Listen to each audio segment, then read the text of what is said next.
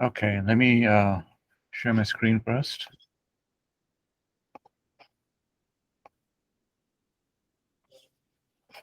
Okay, are you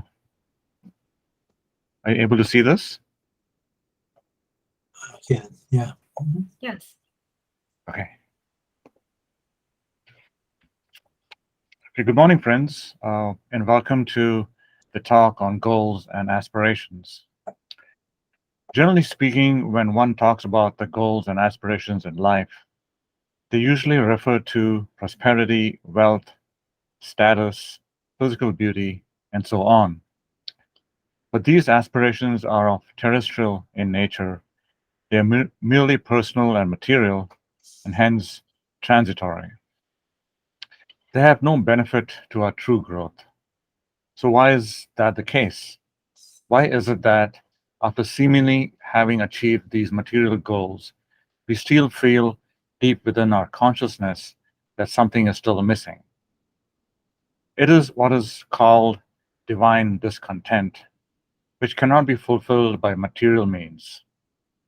We are taught that it is this discontent that prods us over several lives to enter the path which should be our true aspiration or spiritual aspiration, the desire to know who we truly are and to utilize that knowledge to seek emancipation from conditioned existence for all of humanity.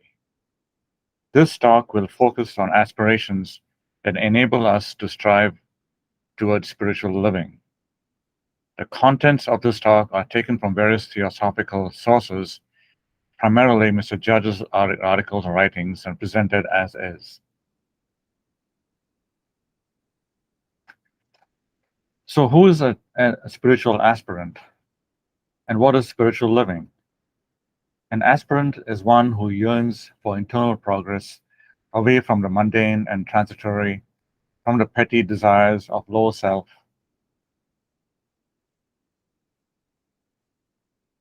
so that the higher aspect in us may find fulfillment and existence become what it is meant to be, which is a state of spiritual evolution instead of a brief journey in the temporary dwelling place called a body. An earnest aspirant knows well that living the spiritual life is the most serious of all undertakings. The aspirant realizes that spiritual life is not just about performing rituals or ceremonies, nor is it concerned merely with almsgiving or reading the scriptures or performing austerities. It is about dedicating one's whole life to a new way of living. It does not imply running away from the world and burdensome responsibilities, but living the life of a devotee of the spiritual discipline.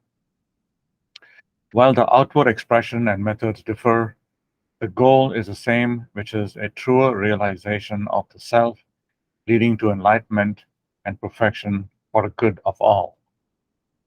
A selfless motive is the first step. If the desire is for self advancement or for powers, then the student has chosen a goal that will take him away from the path.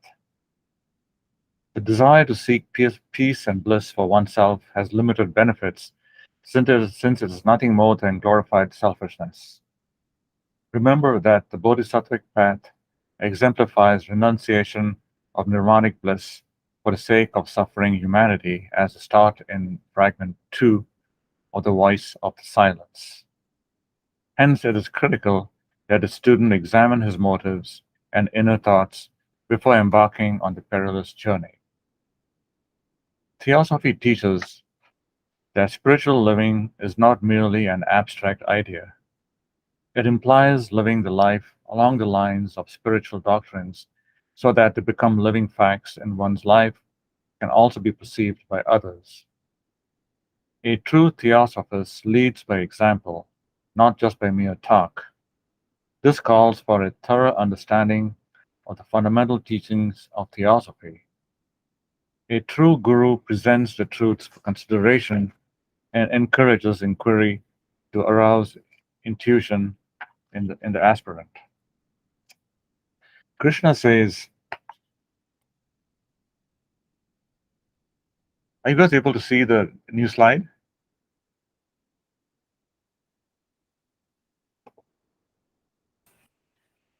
Krishna It still says, says the aspirant. okay, An aspirant. how about now? Yeah, I see. Seek this wisdom. Okay, thank you. Krishna says, seek this wisdom by doing service, by strong search, by questions, and by humility. The wise who see the truth will communicate it unto thee. Living the spiritual life does not require full mastery of all the teachings in one single incarnation.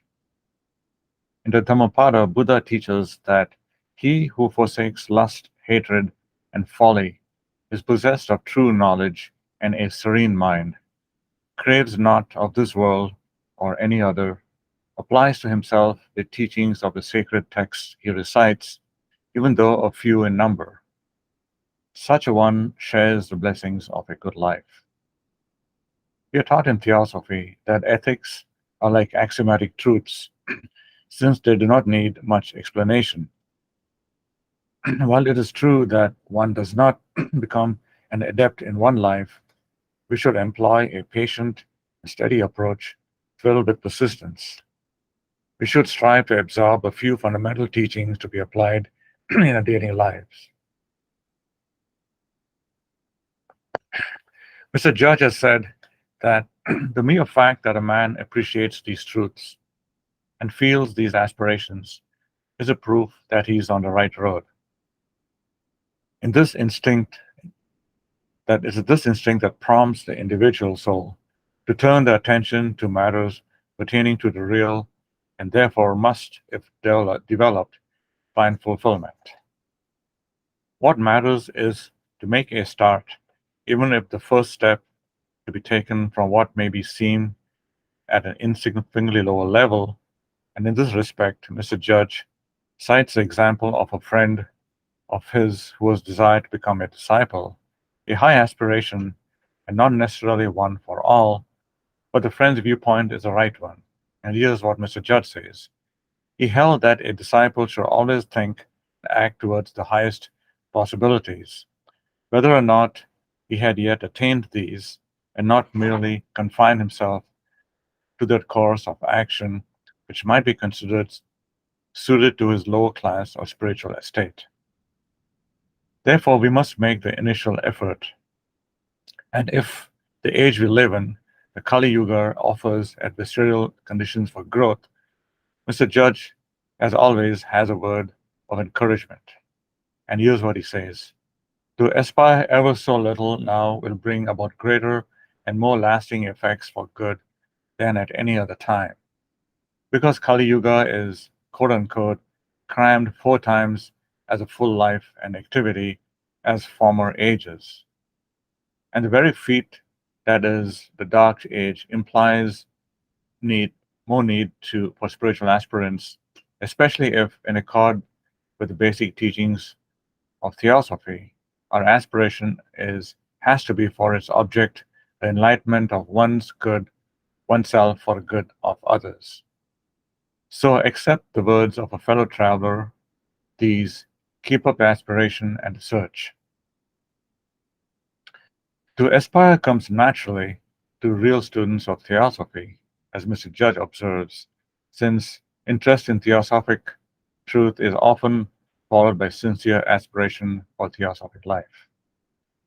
Surely few could attend theosophic meetings, read the books, and take up the studies emerging from them, without realizing how far short we fall of our spiritual potential and how, dismissing all vague longings and idle dreams, our purpose and effort must be serious in respect to the clearness and brilliancy of those rays of truth which we wish to reach us.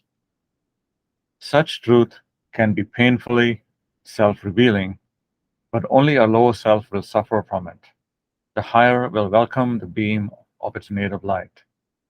Mr. Judge puts it, the great struggle must be to open up my outer self, that my higher being may shine through, for I know that in my heart the God sits patient, and that his pure rays are merely veiled from me of the many strivings and illusions that it bring on outwardly. But the achieving of the end in view is not so simple. Mr. Judge describes the 4 stages that is set forth in the epitome of theosophy, stating that the essence of the process of spiritual development lies in securing of supremacy of the highest, the spiritual element of man's nature. He indicates 4 lines among others, along which this is to be attained, and presented them thus. First, the entire eradication of selfishness in all forms and the cultivation of broad, generous sympathy in an effort for the good of others. B. The absolute cultivation of the inner spiritual man by meditation, by reaching to and communion with the divine, and by exercises of the kind prescribed by Patanjali, that is, striving to an ideal end. C. The control of fleshy appetites and desires, all lower, material interests being deliberately subordinated to the behests of the spirit. And D. The careful performance of every duty belonging to one's station in life, without desire for reward, leaving results for the divine law. Do we find this a daunting or seemingly impossible task? All we have to do is to lean on our teachers and the messengers like Mr. Judge, who both encourages us to persevere and at the same time makes no pretense that it is easy. I regret exceedingly, he writes to a correspondence, all your troubles and difficulties. They are all, it goes without saying, matters of karma and must right themselves in the process of time. This is a point that epitome deals with. Karma is not exhausted in a single life, for some may be held back by various causes. The principal cause is a failure of the ego to acquire a body which will furnish the instrument or apparatus in and by which meditation or thoughts of previous lives can have the effect and be ripened. Hence, we should pay special attention to Mr. Judge's advice from the same letter. In the lives of all who aspire higher things, there's no more or less rapid precipitation of all karma. However, the effort is not in vain. Every high aspiration brings up the road connecting the lower self and higher selves. And we have Mr. Judge's word that if you look for wisdom, you will get it sure. An aim which delivers us its value in great part from the fact that the more wise one is, the better he can help his fellows. So if we meet hindrances, we should view them differently than if this light has not been cast on them. View them as something that must come, for they are products of our own karmic tendencies, no matter how it affects our present body, so that the next we acquire may be free of them and better fitted for spiritual development. We must just keep up the aspiration, Mr. Judge goes on to say. We must aspire ardently, and blessed is the one who, after the first aspiration, is wise enough to see the truth. In warning us that we thus carry within ourselves some inevitable impediments to fulfilling our aspiration, he also throws out a challenge by declaring that we do not live up to our highest possibilities. All that prevents our reaching up the light thoughts of the past lives is our own weakness. And this must be overcome simply by renewed aspiration. He points out the first step, the bottom rung of the ladder, by which the voice of the silence says, the candidate ascends the ladder whose foot rests in the deep mire of our sins and failings. In these words from the heart doctrine, if we are trying to follow that rule of doing our actions because they ought to be done, we will do only that which is done. Mr. Judge hints that this is a firm position from which to aspire, and in letters that have helped me, we find wonderful words of encouragement, whether we our aim be conscious communication with one's master or the humbler one of achieving a little further progress spiritually. And here is what Mr. Judd says: devotion and aspiration will and do help to bring about a proper attitude of mind and to raise the student to a higher plane, and also they secure for the student help which is seen unseen by them. For devotion and aspiration put the student into a condition in which aid can be given to him, and though he may as yet be unconscious of it. The use of the word humbler is merely for comparison, conscious communication with a master.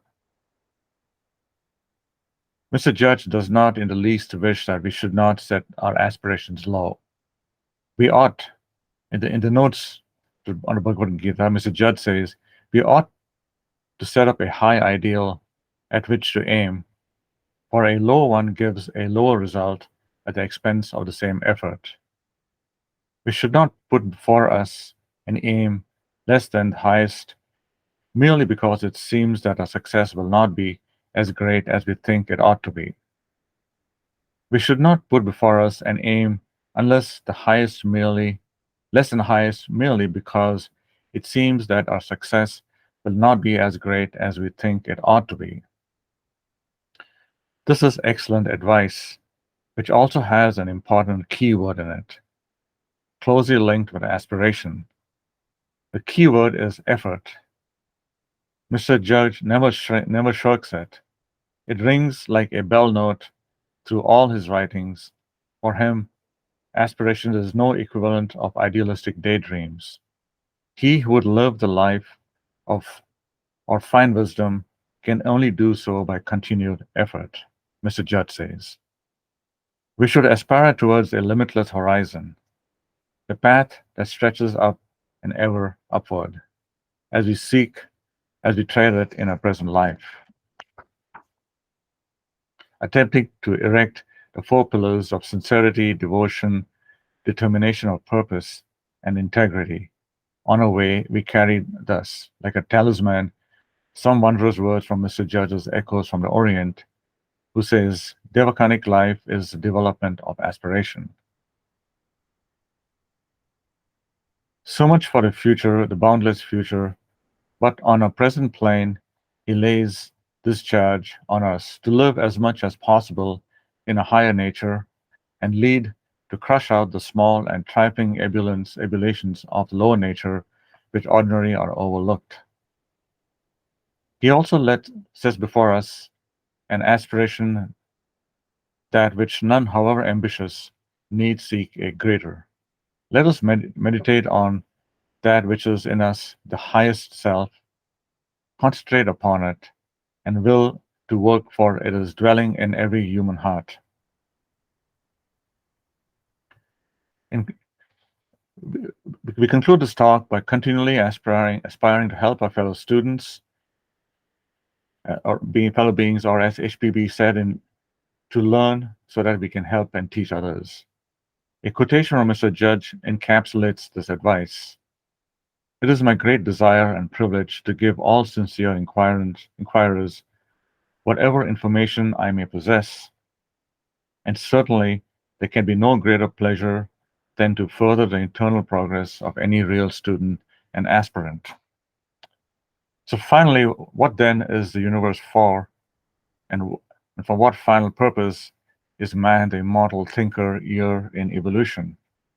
It is for the experience and emancipation of the soul, for the purpose of raising the entire mass of manifested matter up to the stature, nature, and dignity of conscious Godhood.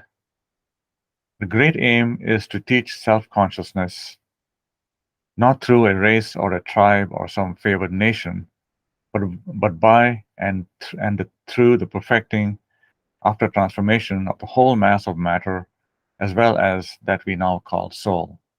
Nothing is or is to be left out. This is evolution carried to its highest power. It is a magnificent prospect. It makes of man a god. For by this no man is dwarfed and belittled, for no one is so originally sinful that he cannot rise above all sin. So with this, we'll conclude the talk and open up a table for discussion.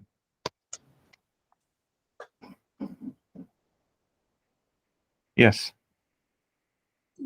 That seems so common sense and so much beyond what we're taught in the West. That outside being that is there, which is in our teaching, it is a higher self. Mm-hmm.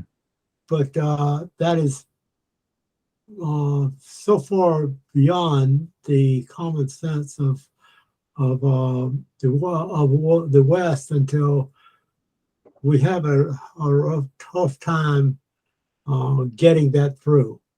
Everything you said is, I think, very understandable for everyone, but to bring it to our individual level, and also to realize that we're not in this game for ourselves, Mm-hmm. in this game for the emancipation of the soul, not for just my soul, but for everybody's soul. And it's a powerful message. Yeah, a couple things. So Mr. Judge really explains theosophy in a simple language that's can be understood by many. And you're right. The first question when we look at trying to study and apply theosophical teachings is, what is our motive? Is it just for a personal advancement, or is it so that we can fit ourselves and in turn help others too? And the masters have said throughout that that the interest of humanity is the highest objective for them. And as students, we can do no more than follow that line.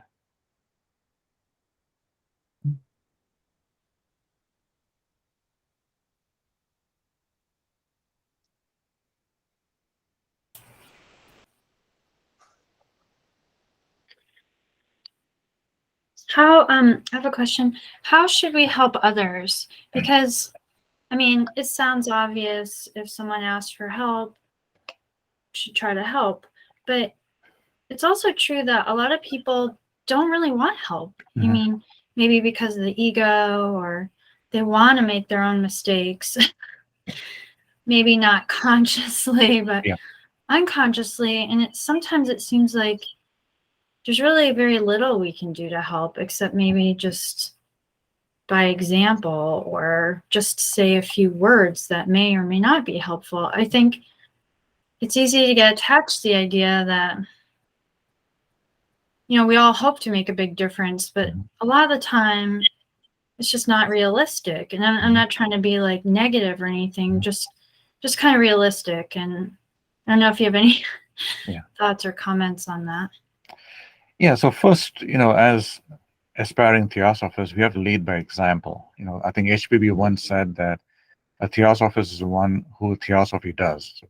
So practicing even a few precepts that we study in the books of devotion or the teachings by HPB or Mr. Judge, the masters, that's a good start. At the same time, we live in a Kali Yuga where the focus is entirely on the externalities of life.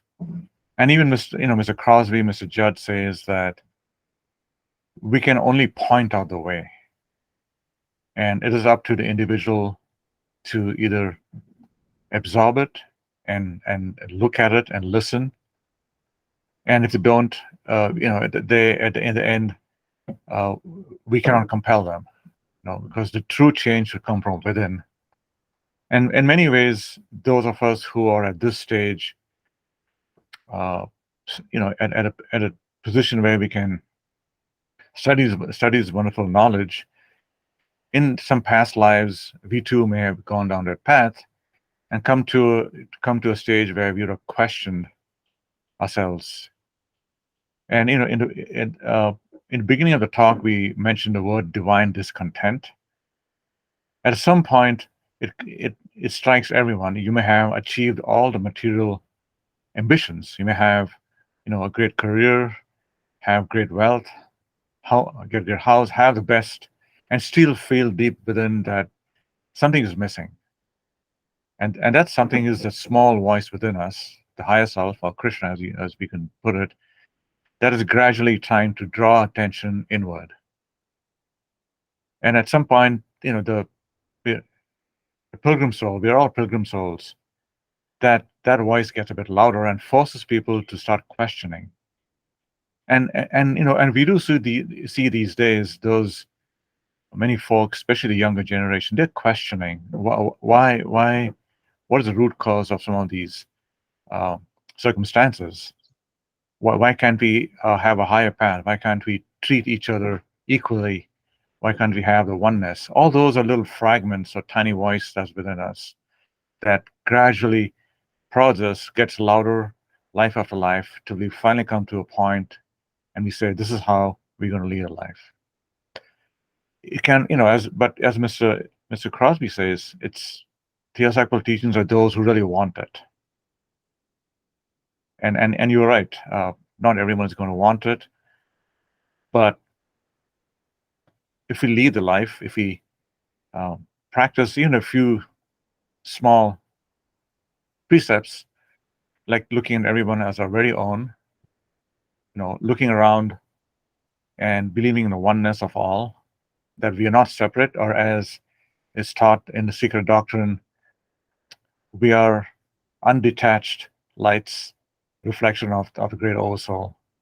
As we practice compassion and kindness, be hospitable, that does draw attention to others in some form or way. They may not be able to relate to some of the words that we read in theosophy, but they may be able to relate the actions that we perform in our own lives.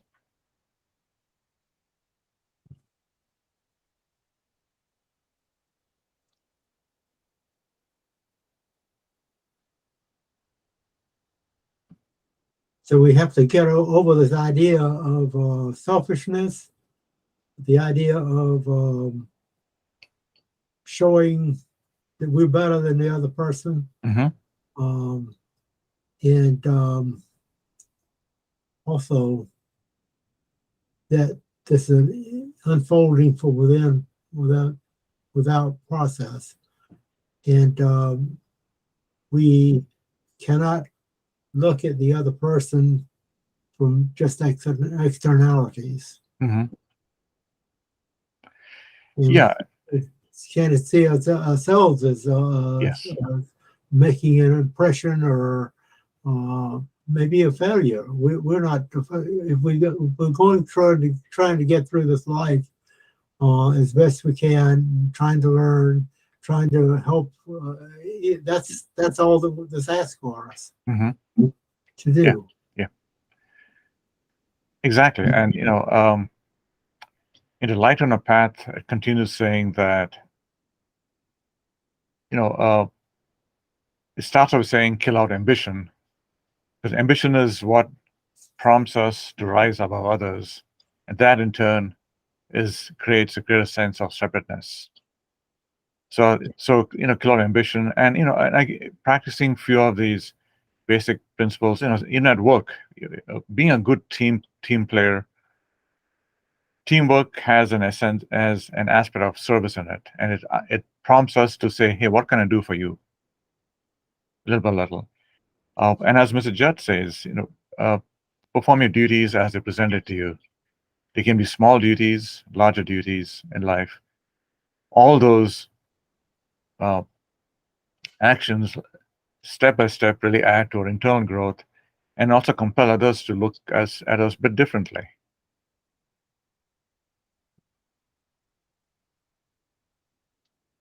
Yeah, that's it. You started out with the first rule here: kill out ambition. Yes. And the desire of life. What is that? That's the desire to be in this world. Yes. And we're supposed to be here for a purpose. And Mr. Church said we're supposed to be desirous of staying, but being embodied as long as we can. There's nothing wrong with that. Yes. But the idea that I think we're getting at in the teachings is this desire principle. We can't, and it's the desire of comfort is the third thing. Just to, we want to help out our neighbor in the comfort and things like that, but that's not our own, though. I mean, Yeah. It's a universal thing, just if I'm trying for something just for my own personal pleasure, personal desires to drive a new car or something like that. That's not not productive. And it is temporary too, isn't it? Because once we have moved on, we don't gain anything. We don't grow spiritually. And that's one reason why the light on the path says to look inward. And all these qualities of ambition, desire of life, all lead to separateness as well. Because we're trying to rise above others, as opposed to looking at everyone as a part of you. Because we all, as I think Mr. Judge says, we all rays of the divine light, and hence we are connected. And in many ways, the light on a path prompts us to evaluate our own personality and all the traits that come along with it, and gradually subdue that. Because if you don't learn to subdue our personality, there's no hope for any true spiritual growth. And in the voice of the silence, it's called the fog of personality, the fog that prevents the light from shining through. Yeah. We didn't mention this. We've got a lot to chew on. Yes. What we've got, but the next one, desire only that which is beyond you, which is to me, which is the universal view of things. Yeah, desire only which is beyond you which is beyond personal existence. And what is beyond us is what is eternal. It says in number 12, for within you is a light of the world, the only light that can be shed upon the path.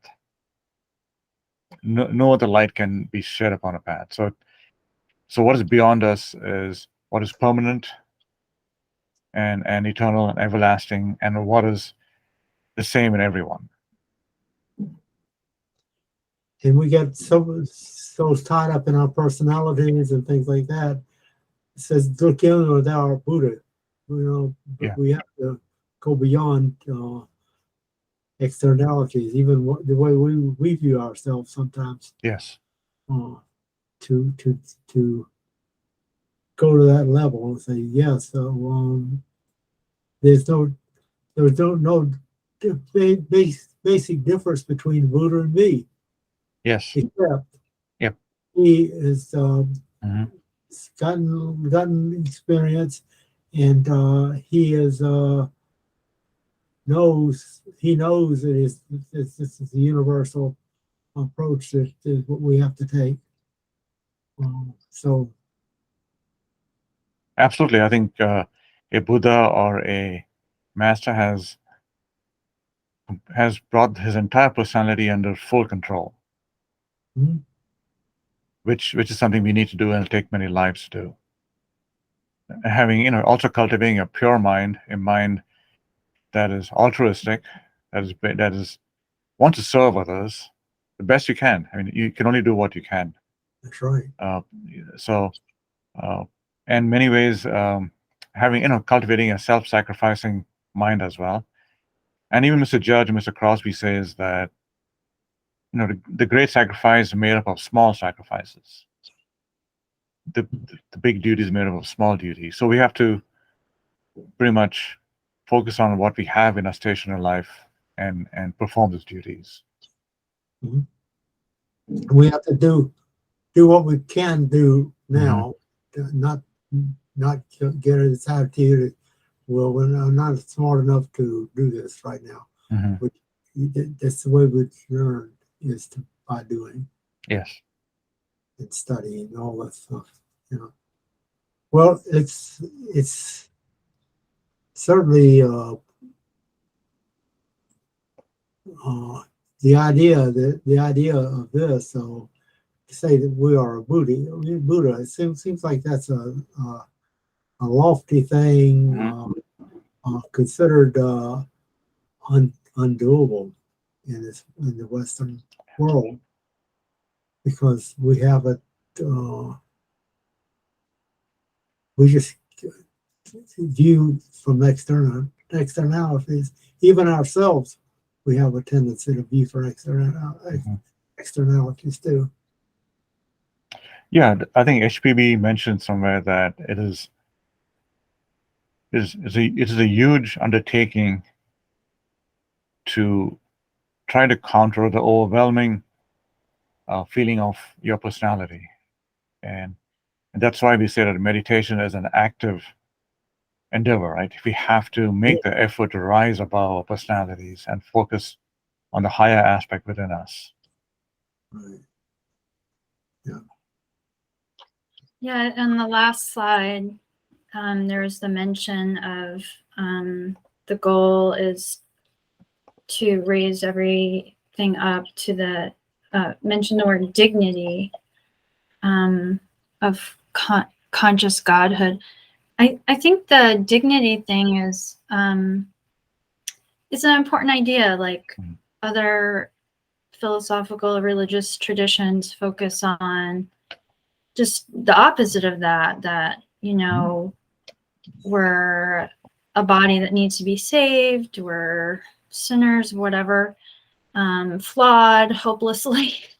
But I think the idea, the whole dignity thing, and the Buddha within, the God within, the ray of God within is so important, and everything ultimately, the philosophy really rests on that in some ways. And that it's so important to keep that idea, front and center, that not only is it possible and that it's a present reality, but, to reaffirm that dignity, and because you have to counteract some of the upbringing, the ideas we've had that are just complete opposite. And just living your life every day, we get so many, setbacks. Sometimes it's hard to remember of this like deity within. But this philosophy gives you the opportunity to do that. You got to take advantage of every moment and not think about, well, I've got a million years to figure this out, because you don't have an extra moment in that time. We have to do what we can at a moment and not worry about anything else at that moment. And each moment takes care of itself as we move on. Exactly. And realize that we don't even we're not limited to even this one life. Obviously, if we limited this one life, we could never, perfection would not be possible, because we have to think in terms of long, lots of effort and lots of time. But it's this philosophy is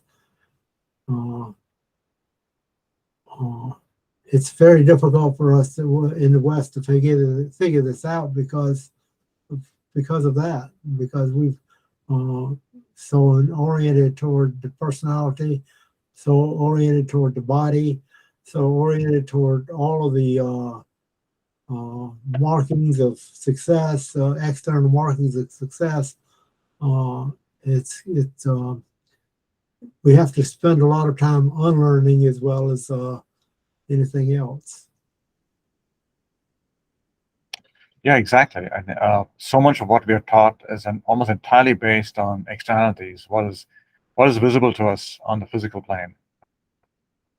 Mm-hmm.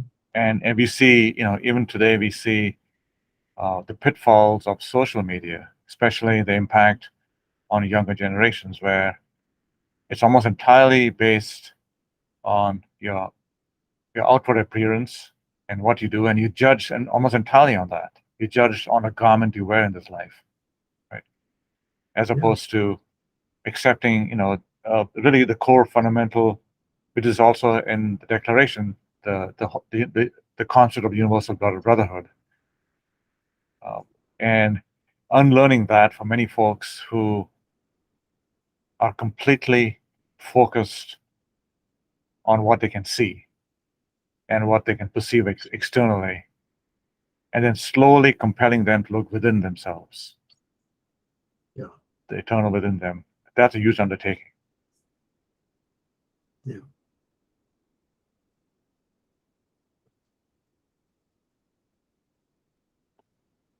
Stop sharing now.